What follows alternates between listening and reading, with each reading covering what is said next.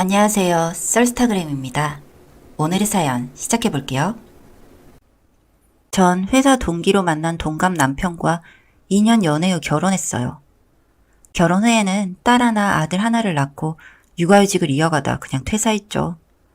남편과의 결혼 생활은 그냥저냥 늘 평범했어요. 모난 사람도 아니고 그럭저럭 괜찮은 사람이거든요.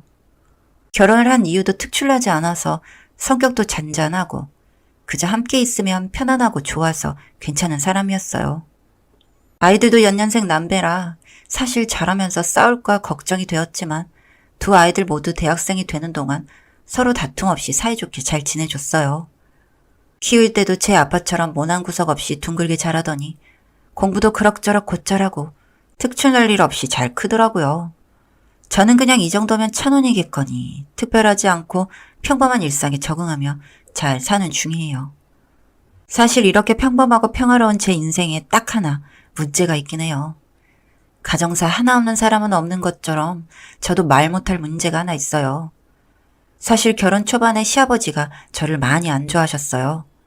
별 핑계를 대며 절 괴롭히시기도 했고 온갖 잔소리, 저에 대한 싫은 소리도 볼 때마다 줄줄 이야기하셨거든요. 저는 결혼하면서 친정이랑 물리적 거리도 멀어지고 시댁에서 시부모님과 친하게 잘 지내보고 싶기도 하고 인터넷에 나오는 그런 고부 갈등도 다 내가 노력하면 괜찮을 거라 생각했거든요. 근데 막상 제 일이 되니까 제 노력과는 상관이 없었네요. 그래도 꾹꾹 눌러 담았어요. 또 시아버지는 대식 가셔서 음식을 엄청 많이 드셨어요. 입맛도 까다로운데 또 많이 드시느라 그 음식 해간다고 욕도 욕대로 먹고 일도 일대로 하고 정말 힘들었어요. 그래도 정말 아버님 마음에 들려고 정말 노력했죠. 하지만 결국 아버님이 절 욕하시다 저희 부모님까지 욕을 하셨어요. 너는 도대체 어떤 집안에서 자랐길래 결혼한 지 이렇게 시간이 지나도 그 모양이냐. 너를 보면 너네 부모 수준이 보인다. 네 애들도 니같이 자랄 거면 그냥 고아원에 보내라 등등. 저는 그런 발언들에 도저히 못 참고 식탁을 뒤집어 엎고 반찬 그릇을 내던지며 나 이제 시댁 안 온다고 영 끊자고 소리쳤어요. 남편한테도 나랑 이혼하고 니네 엄마랑 아빠랑 살건 시댁 영 끊고 나랑 그냥 애들이랑 같이 살던 선택하라고 했죠. 형님은 아주 동서가 미쳤다고 세상이 거꾸로 돌아간다고 소리를 지르시고 아주버님도 난리였죠.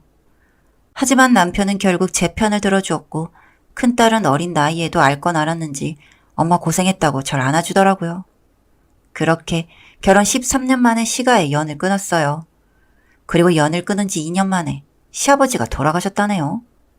저도 남편도 시댁 관련한 사람 전부 차단하고 이사까지 가느라 소식도 못 들었는데 뒤늦게 알게 되었죠. 형님이 남편 회사 아름아름 알아내고 연락처 알아내서 연락했더라고요. 형님과 아주버님은 남편과 연락되자마자 저희 집에 찾아오셔서 어떻게 장남이라는 놈이 아버지 돌아가시는 길에 자리도 안 지켜줄 수 있냐. 아무리 아버지가 네 아내한테 못되게 굴었다고 돌아가시는 순간에도 상주 노릇 한번 안 할 수가 있냐고 엉엉 울며 남편을 패고 저를 노려보더라고요. 어제 아래 장례식 다 끝내고 어머님도 겨우 미움 드신다고 하시고요. 솔직히 좀 죄송하긴 했었죠. 그래도 10년을 넘게 모셔온 집안 어른이고 남편을 길러주신 분인데 마지막 가는 길 마중도 못했으니 아무리 제게 심하게 구셨어도 이미 돌아가신 분이고 어쨌든 저로 인해 남편은 상주 노릇도 못했으니 형님이 돌아가시고 남편도 한참 울다 제게 아쉬운 소리를 하더라고요. 제 탓이 아니라곤 하지만 그래도 제가 미울 수밖에요. 그리고 그날 저녁 시댁으로 내려갔어요. 어머님은 저와 제 남편 얼굴을 흘낏 보시곤 꼴도 보기 싫다고 당장 나가라고 어디서 이 집에 발을 들이냐고 소리소리를 지르시다 쓰러지고 저희는 그냥 무릎 꿇고 남편은 빌고 저는 그냥 가만히 있었죠. 그런 저희가 안쓰러웠는지 아주버님이 저희 남편을 불러 술 한잔하며 그래도 너희가 너무했다고 이야기하시더라고요. 아무리 어른이 싫은 소리를 한다고 해도 2년을 전화 한 통을 안 하고 연락처를 차단할 수가 있냐고 부모 자식 연이 그렇게 하찮은 게 아니라 꾸중하셨고요. 솔직히 저는 할 말은 많지만 이미 돌아가신 분 말해서 뭐 하겠어요. 가장 힘든 건 남편일 테니 그저 말없이 있었어요. 그러더니 형님이 이야기하시더라고요. 아버지 돌아가시고 어머니가 진이 다 빠져서 바로 요 앞에 추석도 못 지내겠다고. 2년 동안 할 만큼 했으니 애들도 클 만큼 컸고 이제 시댁 들어와 살림을 돕고 어머님도 모시고 제사도 책임지고 맡으라 이야기하시더군요. 아버지 없으니 이제 남편이 장남이니 집안 제사 다 물려받고 저도 어머님 옆에서 배우라고 하던데 거기서 제가 무슨 말을 할 수 있겠어요. 아버님 돌아가시는 길에 이 장례식 발 한번 못 디디게 한 제가 죄인이죠. 억울했지만 네, 형님하고 가만히 있었어요. 그리고 바로 다음날 멀쩡한 집 놔두고 저 혼자 시댁으로 들어왔어요. 어머님은 낮에는 시댁에 있고 밤에는 집으로 가 남편 돌보고 하시라네요. 제가 가정부도 아니고 얼떨결에 두 집 살림을 다 책임지고 맡아야 하는데 솔직히 이게 뭔가 싶었어요. 그래도 꾹 참았습니다. 네, 어머님하고 아침 9시면 시댁으로 출발해 집안일에 요리에 하녀처럼 일을 하고 오후 6시에서 7시쯤 되면 집으로 가 집안 살림하고 남편 챙기고. 남편은 초반엔 제 눈치 좀 보더니 시간 지나니 누구한테 세뇌가 된 건지 제가 이러는 게 당연한 것처럼 되더군요. 집안일만 이러면 솔직히 참을 수 있었어요.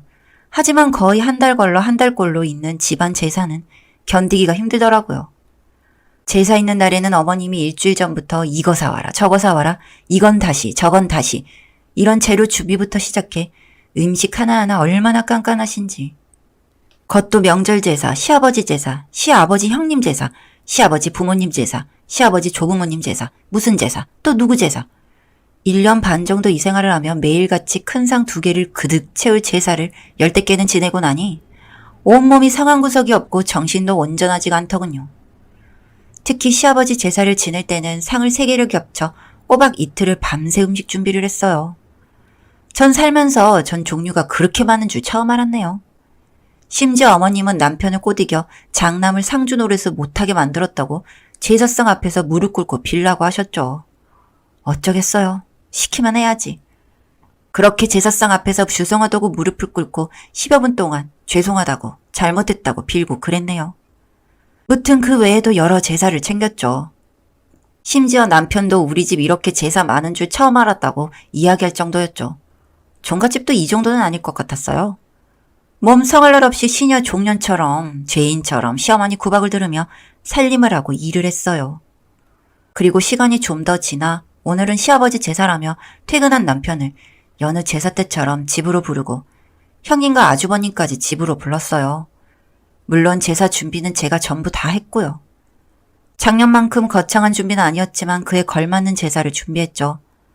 겨우 저희 가족이 지내는 제사에 아버님도 안 계신데 음식을 그렇게 많이 해야 하는지 늘 의문이었지만 어머님은 돌아가신 아버님 배 고른다고 제사상이라도 부러지게 차려야지.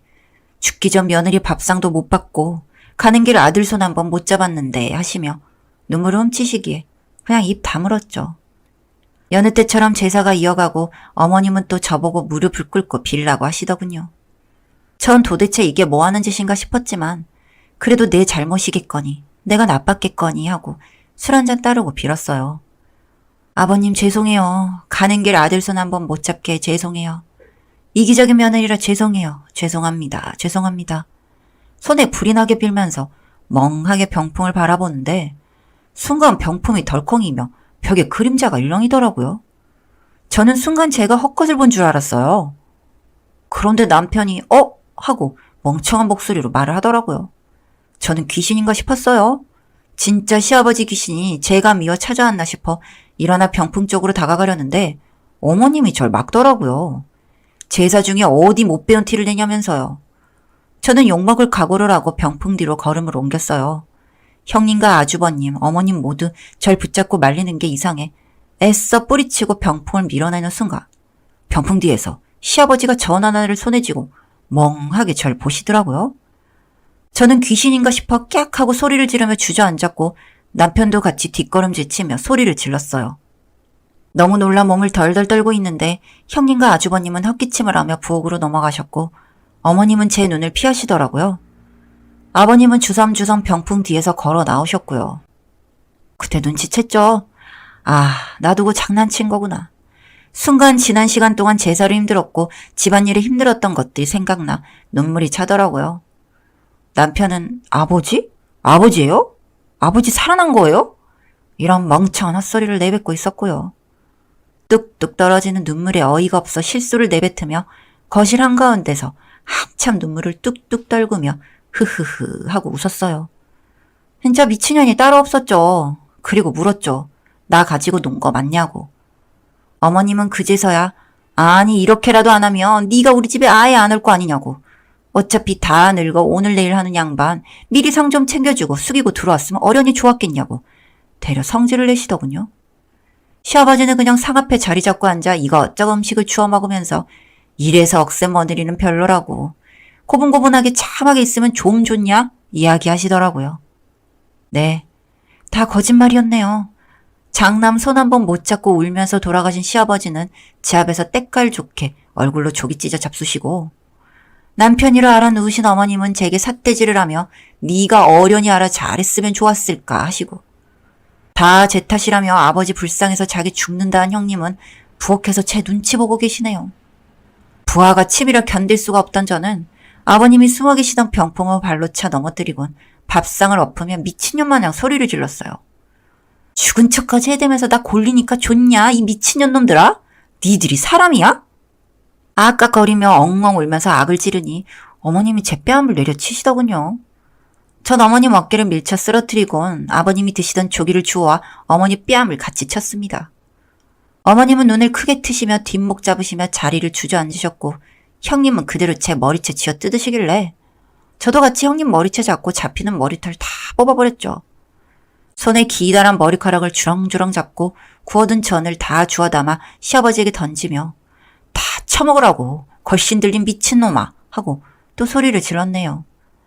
상황 파악 안 되는 건지 멍하게 서있던 남편을 보고 산 사람도 죽여서 나 괴롭히는 니네 가족이랑 나 다시는 얼굴 안 보고 살 거니까 알아서 하라고 말한 뒤 깽판 한 번 더 치고 시댁을 나왔습니다. 산 사람이 죽은 척까지 하면서 절 괴롭히고 싶었던 건지 도대체 어떻게 사람이라는 탈을 쓰고 그렇게까지 할 수 있는 건지 싶더라고요. 정말 학을 뗐습니다. 결국 다음날 남편은 미안하다고 빌면서 집으로 들어왔고 시댁이랑은 완전히 연을 끊겠다고 하더군요. 저번에도 제 이야기에 제 편을 들어준 사람이고 이번엔 자기 집에 그렇게 당했으니 정신 차렸겠죠. 그래도 제 편 들어줘서 고맙다는 생각은 들었습니다. 남편도 자기 아버지지만 죽은 척까지 해가면서 절 괴롭힐 줄은 몰랐다고. 누나도 엄마도 다 정 떨어져서 얼굴 보기 싫다네요. 자기 피부치도 정 털려 얼굴 보기 힘든데 저는 오죽할까요? 이제 다시는 시댁 인갈든 얼굴 안 보고 살려고요. 더러운 경험했네요. 거의 2년간 되도 않은 이름의 제사와 두 집 집안일 하느라 망가진 몸은 어떻게 해도 완전히 회복은 안 되겠지만 한동안 푹 쉬며 몸조리나 해야겠네요. 여기까지 썰스타그램이었습니다. 구독과 좋아요 부탁드릴게요.